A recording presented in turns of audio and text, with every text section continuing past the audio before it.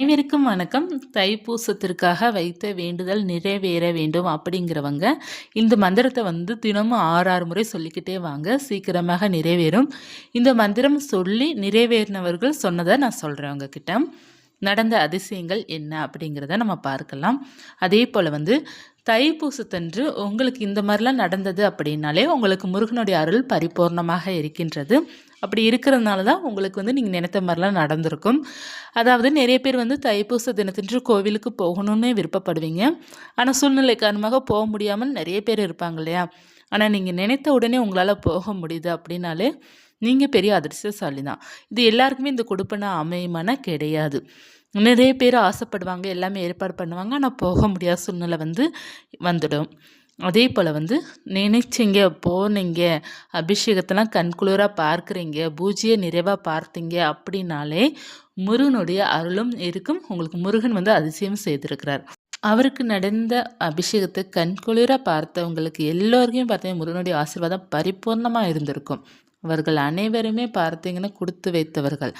எல்லா அபிஷேகமும், பால் அபிஷேகம், தயிர் அபிஷேகம், மஞ்சள் அபிஷேகம், சந்தன அபிஷேகம், தேன் அபிஷேகம், எல்லா அபிஷேகத்திலையும் கலந்து கண் நிறைவாக பார்த்தவர்கள் அனைவருக்குமே முருகனுடைய ஆசையும் அருளும் பரிபூர்ணமாக இருந்திருக்கும். இந்த மாதிரி நீங்கள் நிறைவாக பார்த்தாலே உங்களுடைய வேண்டுதலும் நடக்கும். உங்களுக்கு இனிமேல் நல்லதே நடக்கும்.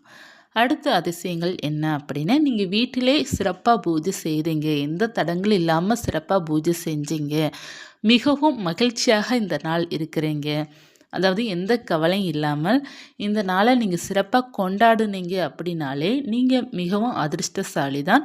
முருகர் உங்களை ஆசீர்வாதம் பண்ணியிருக்கிறார். ஏன்னா எல்லா நாளுமே நம்மளால் மகிழ்ச்சியாக இருக்க முடியுமா அப்படின்னா கிடையாது.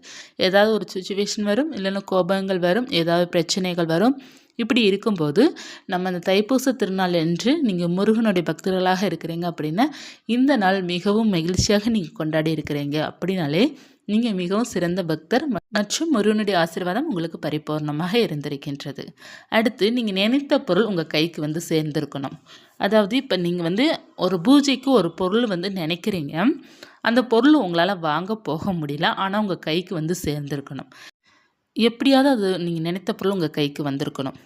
அல்லது நீங்கள் கோயிலுக்கு போகணும்னு கூட நீங்கள் நினைக்கிறீங்க, ஆனால் போக முடியல, யார் மூலமாவது நீங்கள் போயிட்டு வரீங்க அப்படின்னா கூட அதிர்ஷ்டம்தான்.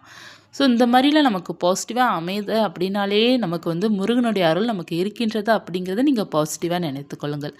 அடுத்து பார்த்தீங்கன்னா, யாராவது உங்கள் வீட்டுக்கு வந்தாங்க அப்படின்னு, அதாவது தைப்பூச திருநாள் என்று விருந்தாளியாக இருந்தாலும் சரி, அல்லது மற்றவர்கள் இருந்தாலும் சரி, உங்கள் வீட்டு வாசப்படியில் காலை வச்சிட்டாலே இந்த நாள் உங்களுக்கு இனிமையான நாள் தான். இந்த தைப்பூச திருநாள் என்று முருகனுடைய அருளும் ஆசீர்வாதம் பரிபூர்ணமாக இருந்திருக்கின்றது அப்படிங்கிறது அர்த்தம்.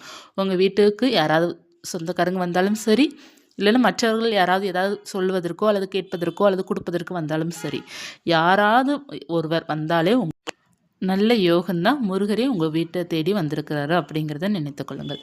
அடுத்து பார்த்தோன்னு சின்ன சின்ன பறவைகள், அதாவது சிட்டுக்குருவி, மயில், இந்த மாதிரி நமக்கு சின்ன சின்ன உயிரினம் நம்ம வீடு தேடி வந்தாலும் நமக்கு நல்லது தான்.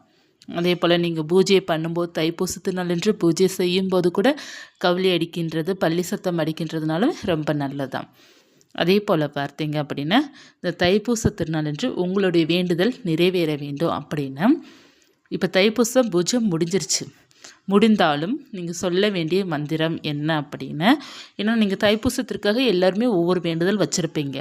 அந்த வேண்டுதல் நிறைவேற வேண்டும் அப்படிங்கிறதுக்காக தினமும் காலையில் தூங்கி எழுந்த உடனே சொல்லலாம், அல்லது இரவு தூங்க போகிறதுக்கு முன்னாடி சொல்லலாம். தினமும் 6 முறை சொல்லுங்கள். நீங்கள் பூஜை பண்ணணும்னா அவசியம் இல்லை, நீங்கள் உங்கள் மனசுக்குள்ளே சொன்னால் கூட போதும். ஓம் ஐம் ரீம் வேல் காக்க. இந்த மந்திரம் ரொம்ப பவர்ஃபுல்லாக இருக்கின்றது. அனுபவத்தில் நான் சொல்கிறேன்.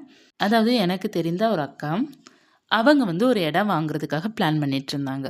அதாவது அவங்களுக்கு மெயினில் ஒரு இடம் கிடச்சிருக்குது. அந்த இடம் வாங்கணும், அதுக்கு ரெஜிஸ்ட்ரேஷன் பண்ணணும். ஆனால் அந்த பக்கம் இருக்கிற இடம் ரொம்ப விலை அதிகம். அதாவது நமக்கு அவுட்டரில் ஒரு அமௌண்ட் இருக்கும், நமக்கு மெயினில் ஒரு அமௌண்ட் இருக்கும் பார்த்தீங்களா. இவங்களுக்கு மெயினில் ஒரு இடம் கிடச்சிருக்குது. அந்த இடத்துக்கு வேல்யூ அதிகம். நீ இருக்க பார்த்தீங்கன்னா அது கோடிக்கிட்ட போகும்.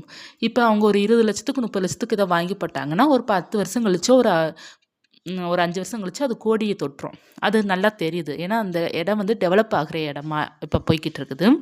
ஸோ அந்த இடம் அவங்க வந்து வாங்கணும். வாங்குனா நமக்கு திடீர்னு ஒரு 20, 30 லட்சம்னா கையில இருக்காது இல்லையா? நெறைய பேருக்கு இந்த பிரச்சனை இருக்கும். 1 லட்சம், 2 லட்சம்னா பிரட்டிறலாம். 20 லட்சம், 30 லட்சங்கிறப்போ நம்மளால ஒண்ணும் பண்ண முடியாது. இவங்களுக்கு வந்து இதற்கு முன்னாடியும் ஒரு அவுட்டர்ல ஒரு இடம் இருந்தது. அந்த இடம் வந்து விக்கல. ஏன்னா அந்த இடம் வந்து கொஞ்சம் அவுட்டர்ல இருக்குது. வேல்யூ போகல. விக்கலன்னு கிடையாது. வேல்யூ போகல. இவங்க வாங்குனதுக்கு கூட ஒரு 50,000 வைத்து தான் அந்த இடத்த வந்து கேட்குறாங்க. ரொம்ப இது சொன்னோம் அப்படின்னா 1 லட்சம் வச்சு தான் கேட்குறாங்களே தவிர, அந்த இடத்த வந்து வேல்யூவா கேட்கல. அதுவும் உங்களுக்கு வந்து ரொம்ப கவலையா இருந்துச்சு. ஏன்னா இந்த இடத்த வாங்கி போட்டு அவங்க வந்து ஒரு 4 வருஷம் கிட்ட ஆயிடுச்சு. ஆனா அந்த இடம் வந்து வேல்யூ ஆகவே இல்ல. நம்ம இவங்க வாங்கி போட்டதோட 1 லட்சத்துக்குள்ள தான் போகுது. எக்ஸ்ட்ரா போகுது. ரொம்ப பேசி கேட்டது வந்து 1 லட்சம் கிட்ட போகுது. ஆனா அவங்க சொல்றது வந்து 70, 80 தான் எக்ஸ்ட்ரா சொல்றாங்களே தவிர, ரொம்ப அந்த இடம் வந்து ஒரு போராட்டமாவே போயிட்டு இருந்துச்சு இப்ப கொஞ்ச நாளாவே. ஏன்னா இவங்களுக்கு மெயின்ல ஒரு இடம் இருக்குது. இவங்களுக்கு தெரிஞ்சவங்க தான் விற்க போறாங்க.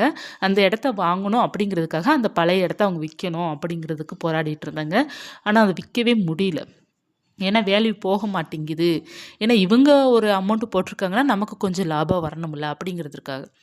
ஆனா இவங்க ரொம்ப போராடினாங்க. நான் தற்செயலா அவங்க கிட்ட சொன்னேன். நெறைய சப்ஸ்கிரைபர் பார்த்தீங்கன்னா, செவ்வாய்க்கிழமை வந்து முருகனுக்கு வந்து வழிபாடு செய்து நெறைய பேர் சொந்த வீடு வாங்கியிருக்கிறோம், இடம் வாங்கியிருக்கோம்லாம் நெறைய பேர் சொல்லியிருக்கிறாங்க. கமெண்ட்ல சொல்லியிருக்கிறாங்க.